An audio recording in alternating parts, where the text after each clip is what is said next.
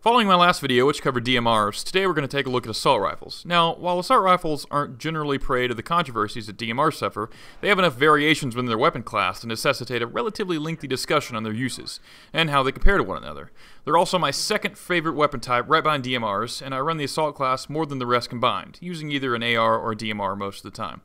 Once again, I've compiled a nice, all-inclusive view of the rifles and their stats in SimTech. I say all-inclusive somewhat ironically, as you'll notice that the M16A4 and the AN94 are both missing.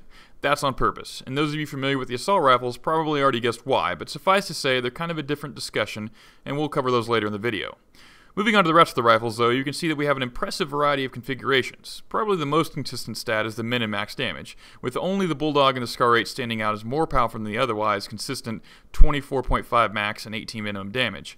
However, you will notice that as a result, both of these rifles' damage drop-off starts before the rest, have smaller magazines, and substantially slower fire rates. Speaking of fire rates, we have probably the biggest variation within a weapon class, with RPM ranging from 600 on the SAR-21 all the way up to 1000 RPM on the FAMA. Magazines, too, vary quite wildly, with values from 21 on the Bulldog and Scar up to a whopping 36 on the Ace-23, with 31 rounds being the typically seen number on guns. Recoil varies a little less for the most part, with most gun values lying between .25 and .4, but we do have a couple of extremes in the Scar and Bulldog at .5 and the SAR-21's almost non-existent recoil at .18, which we'll discuss later. In spread, we find a much more even stat across the board, with no one having less than .2 nor more than .25, though oddly enough, these values kind of mix match when you're talking about moving and non-moving ADS, where it's kind of flipped of what you might think. So that's a lot to take in all at one time, so I'm going to attempt to break it down for you over the course of the video so you can make some intelligent decisions about weapon usage. I've also left off attachments for now, since there's no real alpha attachment for every single gun, like you might find with the DMR. Each weapon recommendation that I make will come with accompanying attachment choices. When it comes to assault rifles, I kind of place the normal ones, meaning everything but the M16A4 and the AN94, in three categories: close range, medium range, and long range. And while I'll review a lot of rifles specifically, many of them are very similar to one another and won't get a specific section devoted to them. If you have interest in them, I'd suggest using them with a similar loadout to the others that I do talk about specifically, and figure out what feels most comfortable to you, which, strictly speaking, is how you should approach this and any other loadout/guide video. There are plenty of popular weapons that look great on paper that I just don't like the feel of for no particular reason, and some weapons that don't really stand out on paper that I like a lot. It all comes down to personal preference, but I'll try and guide you in the right direction as much as I can. Now, understand that when it comes to assault rifles in general, they fill the role of deadliest overall weapon under 50 to 60 meters. Shotguns are much more volatile in the 0 to 20 meter situation, but ARs are more powerful beyond that, and definitely very deadly anywhere from 0 to 60.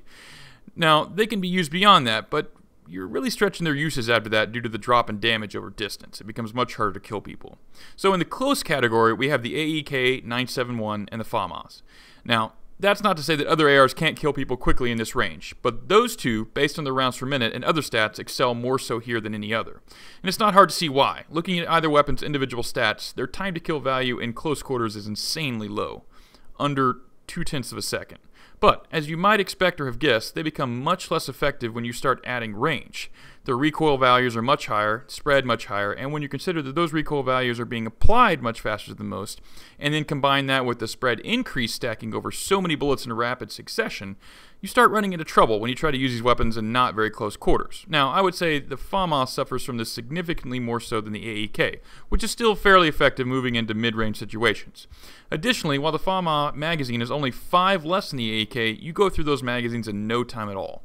In fact, by the very nature of these weapons, you'll go through your total ammo supply very quickly if you're not careful, or if you're just killing a lot of people. Now, I have experience with the AEK more than the FAMA, but I've used both of them enough to be very familiar with them. When I'm playing with these guns, I tend to run with either a suppressor or a compensator to help control side-to-side variation in spray. For underbarrel, either an angle grip or a stubby grip, which would be useful to control recoil and spray, respectively. But a strong case could be made for a vertical grip as well, as these weapons are often used on the moved, and with hip fire. Just make the choice that best fits your playstyle. For accessories, the laser sights are quite attractive, as these weapons, once again, are great with hip fire, and that'll help with that accuracy. A combination laser/flashlight might also be useful, or a tactical light. I'd also suggest playing around with both underbarrel accessory combinations and figure out what suits you the best. I would stay away from a heavy barrel and a muzzle brake if I were you, but that's just my opinion. And I change accessories on these two weapons quite a bit from one map to the next, so feel free to play around with them and don't think you always have to run one set thing for these weapons. Moving into the mid-range crowd, we find almost all the remaining rifles, though some are sort of a cross between mid and short range, while others are truly accurate at a good 30 to 50 meters.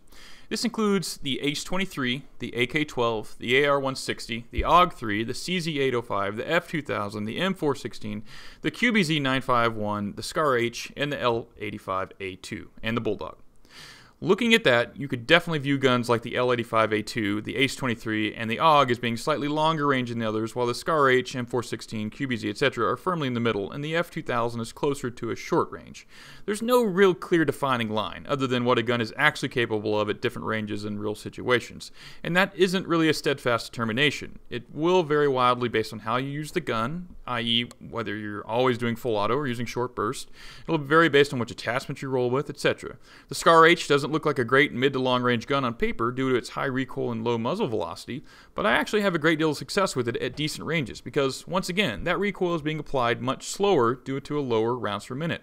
And I don't have to hit them with as many bullets as I normally would. Again, personal preference is just as important as paper stats. So let's break down the list, and remember, if I skip a certain gun, it's due to similarities found with other guns that are being covered. If you have a specific gun you'd like a guide for, let me know in the comments and I'd be happy to cover it for you. So, starting at the shorter range and moving outward, we begin with the F-2000. Now, I've seen a lot of people that enjoy this gun, and if you fall into that category, by all means, keep on using it. But for my money, the F-2000 is a hollow shell of its former self, as was seen in BF3. When BF3 first came out, I racked up a huge amount of kills with this thing, very quickly. It was subsequently nerfed, and I moved on to the G3A3 and the M16A3, and never really looked back.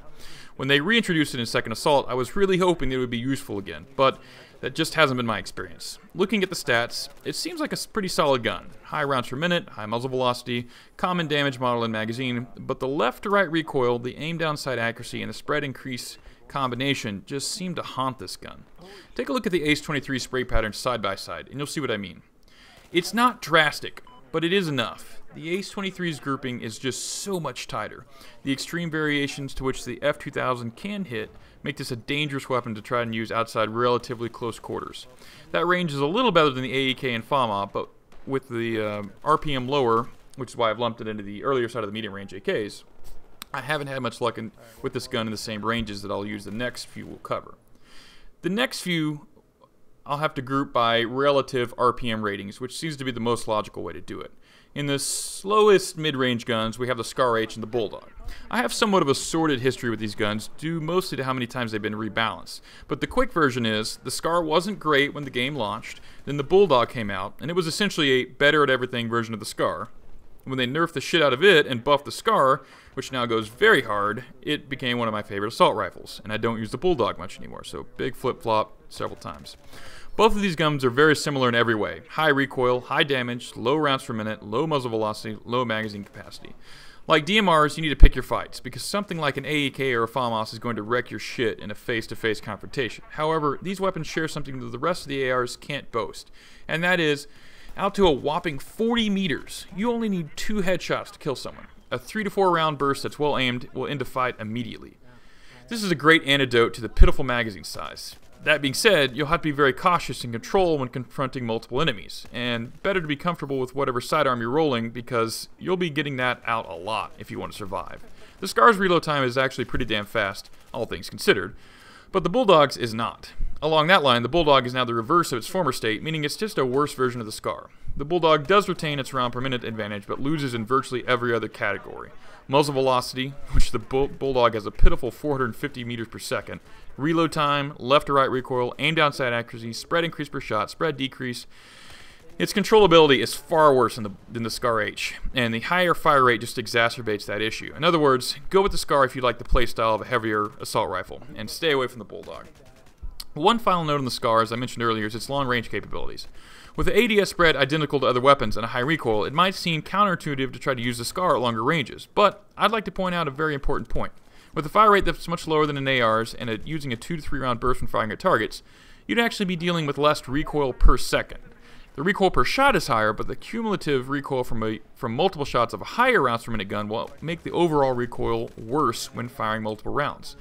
Combine that with the higher damage output of the SCAR, and you'd be surprised at the distance you'll find yourself killing targets. Give it a try.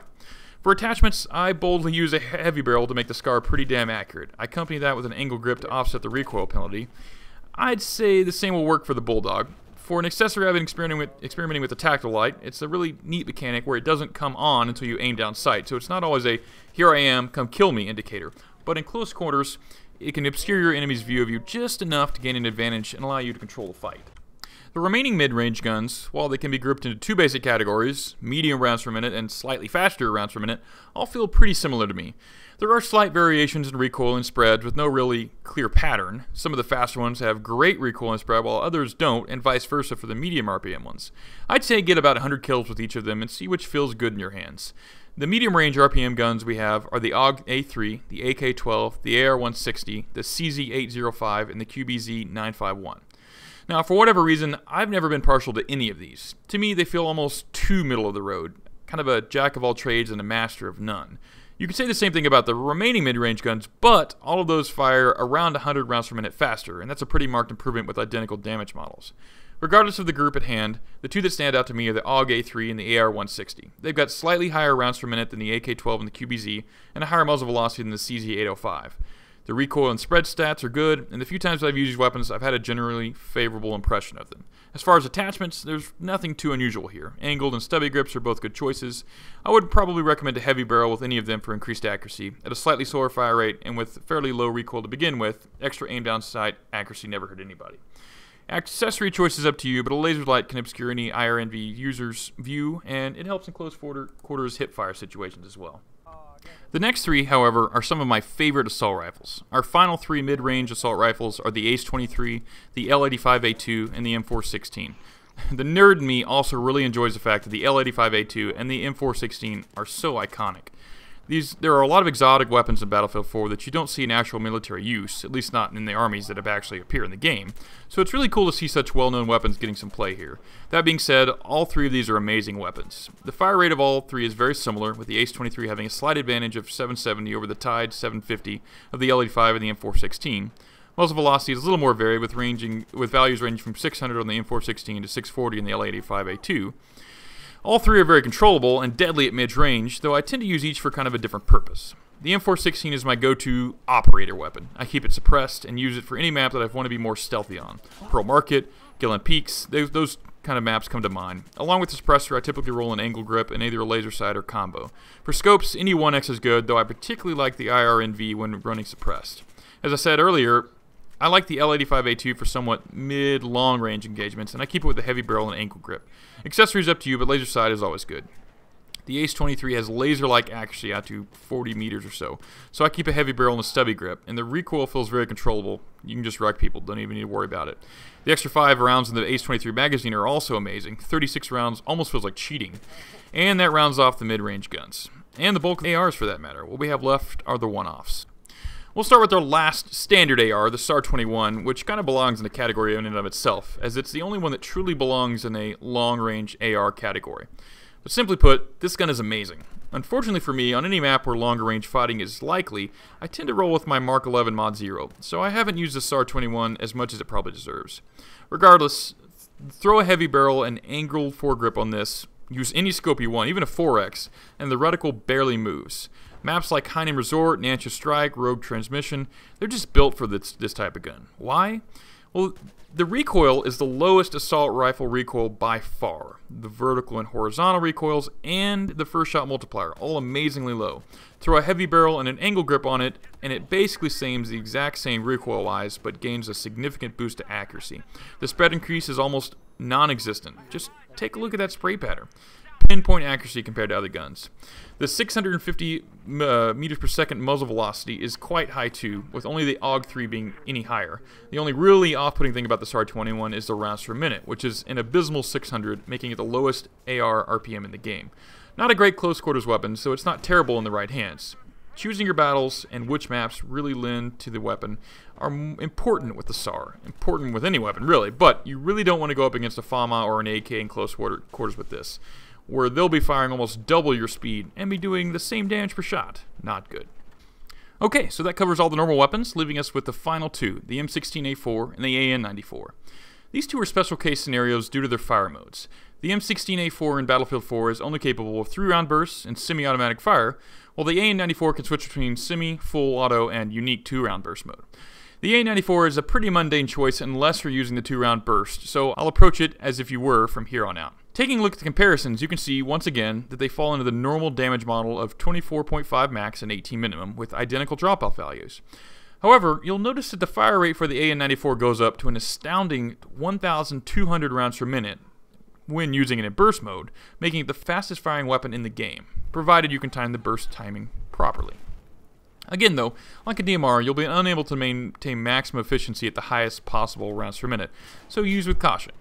The muzzle velocity on both is respectably high, especially with the M16A4, and the recoil is very manageable on paper. That being said, these weapons are special cases. The 3/2 round burst is much easier to control than it was in Battlefield 3, but you have to use accessories/grips that are designed to work around that fact, because every time you click the mouse, 3 rounds are going off. Think about that. It's a very different feeling than a normal AR. I actually like to compare them to DMRs that fire multiple rounds instead of one every time you click the mouse. The key is the timing of the shots. Too fast and you'll lose control and lose accuracy, and too slow will get you killed or allow the enemy to escape before you can cause enough damage. Bearing that in mind, I actually went to the accuracy plots for my decisions regarding these weapons and their accessories. Considering we want those 3 rounds to hit as close as possible to the same spot that we're aiming at, and the chart shows these first 3 shots, so the information contained within is very revealing. As you can see, I've highlighted the 2 that I focused in on, the angle grip/compensator and the angle grip/muzzle brake. Now, normally you'd be using a muzzle brake to help with vertical recoil, which seems intuitive here, but as you can see from the accuracy plots, there's actually not that much difference between the 2 in regards to that.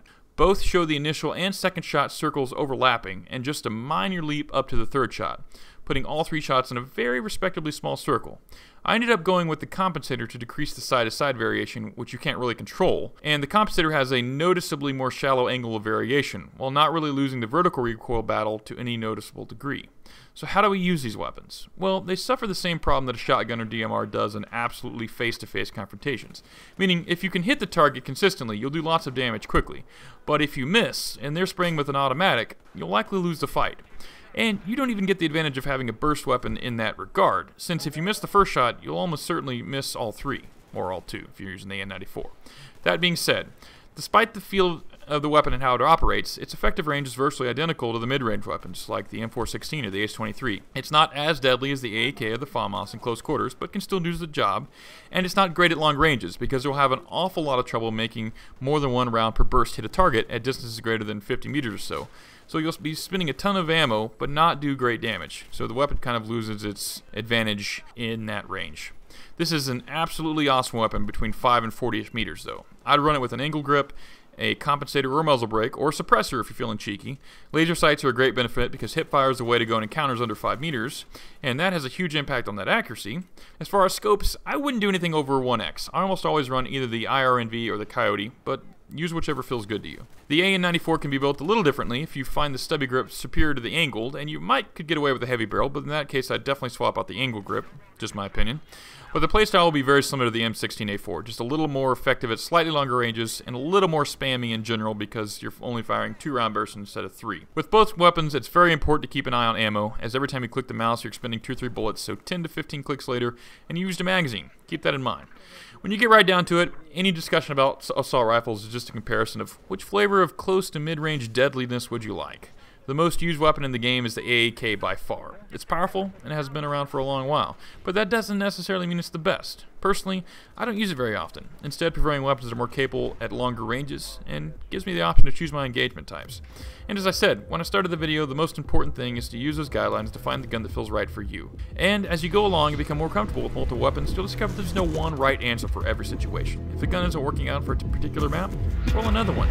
Find one that you're comfortable with, find some alternatives, find the right answer for you, game on. This is Tiderion, and I'll see you on the battlefield.